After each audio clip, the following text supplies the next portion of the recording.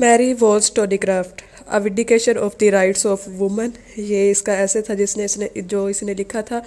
वॉल्सटोनीक्राफ्ट begins vindication. वो ये कहते हुए अपनी विंडिकेशन शुरू करती है कि वो बड़ी डिप्रेस्ड है।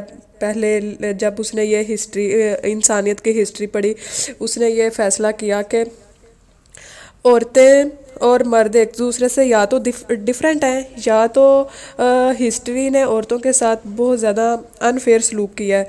इन द एंड वो ये फैसला करती है कि जो वुमेंस की अच्छी एजुकेशन, अच्छी वुमन को जो अच्छी एजुकेशन नहीं दी गई, वही इस दुनिया में मिजरी की बहुत बड़ी वजह है। अपने इस ऐसे में वॉल्सटोनीक्राफ्ट ने यही कहा था कि औरतों की जो पुअर एजुकेशन है वो इनको ये सिखाती है कि वो सुपरफिशियल हैं और जहालत में रह रही हैं, वो जाहिल हैं। और यही यही उनकी सोच उनकी लाइफ को बहुत ज़्यादा मिजरेबल बनाती है, उनके आने वाले बच्चों के लिए, उनके शोहरों के फ्यूचर्स के लिए। फिर वॉल्सटोनीक्राफ्ट ये कहती है कि हाँ, वो मानती है कि मर्द हैं जो वो फिज़िकली स्ट्रोंगर हैं वुमेन से, लेकिन इस मॉडर्न सिविलाइजेशन में सिर्फ फिज़िकल स्ट्रेंथ ही नहीं काउंट होती है। फिर वो कहती है कि औरतों को मर्दों के बराबर ट्रीट किया जाए, क्योंकि औरतों में भी उतनी ही इंटेलिजेंस है, वो भी उतनी ही ज़हीन है जितने के मर्द हैं।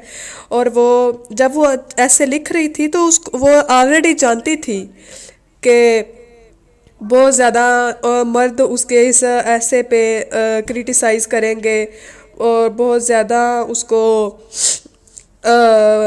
डांटा जाएगा, उस पर क्रिटिसाइज़ किया जाएगा कि इस तरह तो औरतों को जो अगर हम अच्छी एजुकेशन देने लग गए तो वो तो बहुत ज़्यादा मर्दों के बराबर हो जाएंगी, टू मैनली हो जाएंगी। तो फिर वॉल्सटोनीक्राफ्ट ने आर्ग्यू किया था कि रीज़न और लॉजिक है जो वही एक जेंडर को दूसरी जेंडर पे नहीं मुख्तलिफ करती है, ये फेवर नहीं करती है। तो इसके बाद वॉल्सटोनीक्राफ्ट ने अपनी फीमेल रीडर्स को वार्न किया था कि वो उनके साथ बहुत ज़्यादा डायरेक्ट और रैशनल बोलने वाली है। और हो सकता है उसकी ये थी उसके जो ये अल्फाज हैं वो कुछ औरतों को ऑफेंड कर रहे हैं, वो कुछ औरतों को गुस्सा दिला दे जो कि यही सोचती हैं कि उनके साथ बहुत ज़्यादा पोलाइटनेस से बोलना चाहिए। वॉल्सटोनीक्राफ्ट फिर ये कहती थी कि हाँ, मुझे बिलीव है कि इस टाइम में, जिस टाइम ये लिखा गया था 90, ये ऐसे लिखा गया था कि वुमेन्स एजुकेशन एक ब्रॉडली डिस्कस्ड टॉपिक है, लेकिन वो बहुत ज़्यादा डिसअपॉइंट हुई थी इससे कि औरतों को फिर भी अच्छी एजुकेशन नहीं थी दी जा रही है। और और फिर वॉल्सटोनीक्राफ्ट ने यह भी कहा था कि वो कि औरतें इस सोसाइटी में इस कदर स्टन है कि उनको वो अपने आप को कमज़ोर बना रही हैं, बहुत ज़्यादा जाहल बना रही हैं। जहाँ तक पॉसिबल है वो वहीं तक यही सोच रही हैं कि जी हम बहुत वीक हैं। औरतों की भी यही थिंकिंग थी। In the end she confident that rational argument will proved it's in everyone's the interest for women to receive better education. वो ये कहती है कि रैशनल मैं होके बात करूँगी तो फिर सबको यही सोचना चाहिए कि वुमेन्स एजुकेशन बहुत ज़्यादा ज़रूरी है। फिर ये कि उस दौर में बहुत ज़्यादा मर्दों का यही बिलीव था कि उन्होंने यही आर्ग्यू किया था कि औरतों में इतनी ज़्यादा मेंटल स्ट्रेंथ नहीं होती कि वो अच्छी एजुकेशन हासिल कर सके, वो और उनको इखलाकी तौर पर बेहतर होने के लिए मर्दों की गाइडेंस की ज़रूरत होती है। लेकिन वॉल्सटोनीक्राफ्ट का बिलीव था कि अगर औरतों के पास सोल है तो वो उनके पास उतनी ही रैशनल पावर है जितनी मर्दों के पास है। और अगर मर्दों की यही सोच रही कि औरतों के पास रैशनल पावर नहीं है या उनके पास सोल नहीं है, फिर तो ये टॉपिक बहुत ज़्यादा वर्स्ट होगा कि इस पे हम आर्ग्यू भी करें, इस पे हम बहस भी करें, इस पे तो फिर दुनिया को बहस करते हुए भी शर्म आनी चाहिए। फिर ये कि बिगेस्ट चैलेंज औरतों की एजुकेशन के लिए कि औरतों का बिलीफ है कि औरतों को बच्चों की तरह मासूम ही रहना चाहिए, उनको कुछ नहीं सीखना चाहिए सिवाय कुछ स्किल्स के जो उनके फ्यूचर हस्बैंड्स को खुश रख सके। और हाँ, उसका मानना था कि हाँ, जो जवान औरतें हैं, यही जो टीन एजेस हैं, उनको रहना चाहिए मासूम बच्चों की तरह। लेकिन एक वक्त आता है ज़िंदगी में जब इंसान को अपने लिए भी सोचना पड़ता है। उसका ख्याल था कि वालदेन की ये जिम्मेदारी होती है कि वो अपने बच्चों को इस काबिल बनाएं कि वो आने वाले वक्त में अपने खुद के बारे में भी सोच सकें। फिर वॉलस्टोनीक्राफ्ट ने अपने दौर के मेन पे भी बड़ा ज़्यादा उनको ब्लेम किया था, ख़ास तौर पे gene Jacques Rocio.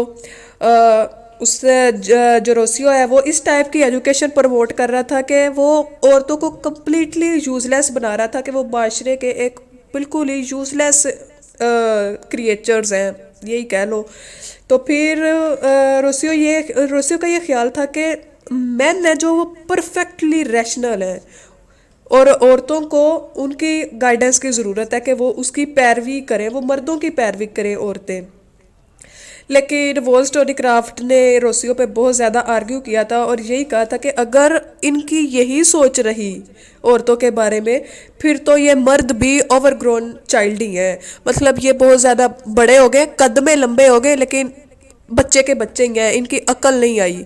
Overgrown child उसी को कहते हैं ना, जो कद में तो बड़ा हो जाता है लेकिन अकल उसकी बिल्कुल बच्चों वाली रहती है। और आज के दौर में भी इन द करंट सिस्टम वो औरतों को यही सिखाया जाता है कि वो सिर्फ चीज़ों की ऊपरली सतह को देखें, अपर सरफेस को देखें। उनको ये नहीं सिखाया जाता कि चीज़ों को डीप में जाके, गहराई में जाकर कैसे फिगर किया जा सकता है। और सेम उसने एग्जांपल दी है वॉलस्टोनीक्राफ्ट ने कि मिलिट्री सोल्जर्स की तरह मिलिट्री सोल्जर्स को यही सिखाया जाता है ना कि वो सिर्फ ऑर्डर्स और रूल को फॉलो करें। उनको और किसी चीज़, वो खुद के बारे में खुद से वो नहीं अपना फैसला नहीं ले सकते। यही उसने औरतों को भी यही कहा है कि बताया है कि उस दौर की औरतें सिर्फ ऊपर ऊपर से ही फिगर करती थी, जो ऊपरली उनको सतह नजर आती थी ना चीज़ों की, बातों की, बस वो उसी पे बिलीव कर लेती थी कि हाँ यही ठीक है। वो अंदर जाके गहराई में सोचना उनको सिखाया ही नहीं गया था। वॉलस्टोनीक्राफ्ट का ये बिलीव था कि औरतों को इंडिपेंडेंट होना चाहिए अपनी ज़िंदगियों में, अपने जहरों में। बस उनका यही काम नहीं है कि वो मर्दों का गुस्सा सहे, या फिर वो ये करे कि मर्दों को अपनी मोहब्बत के जाल में जकड़े। यही उनका काम नहीं है, उनको इंडिपेंडेंट होना है अपनी लाइफ में। हाँ, एक टाइम है, एक उम्र का टाइम, एक यंग एज है जब औरत को मोहब्बत होती है। वो ये कहती है कि ये thoughtless love women think, but उसको ये भी तो सोचना चाहिए कि उसकी आने वाली ज़िंदगी के कुछ और साल आ रहे हैं जिनको उसने मैच्योरिटी से गुजारना है। उस जहाँ इस यूजलेस थॉटलेस लव की बजाय रीज़न की ज़्यादा ज़रूरत होगी, वहाँ रीज़न ज़्यादा इम्पोर्टेंट होगी। होता है ना कि 90s की एज से निकल के जब हम 20s पे आते हैं तो हम कुछ मैच्योर हो जाते हैं, तो तब हम ये बिलीव नहीं करते कि जी हाँ लव शव कोई बला का नाम है। तब हम रीज़न को ज़्यादा फोकियत देते हैं। यही यही वॉलस्टोनीक्राफ्ट ने बोला है। फिर आ जाता है वॉलस्टोनीक्राफ्ट ने क्रिटिसाइज़ किया था कि एक डॉक्टर ग्रीगरी के वर्क पे, कि उसने अपनी बुक में यही लिखा है कि उसने अपनी डॉटर्स की परवरिश कैसे करी। उसकी आई थिंक 2 बेटियां थी, उसने बुक में लिखा था।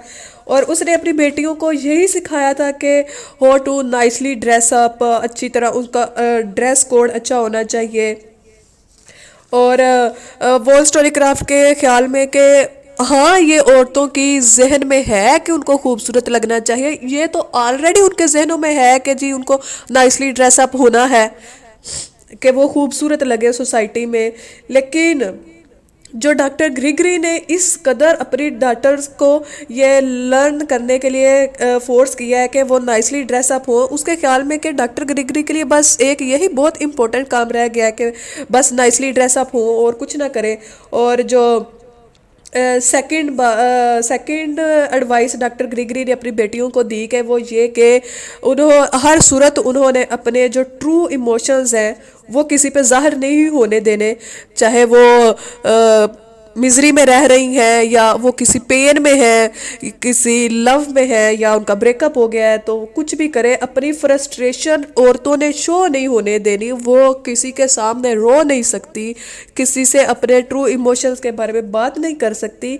ये कहाँ की एडवाइस डॉक्टर ग्रिगरी अपनी बेटियों को दे रहा है।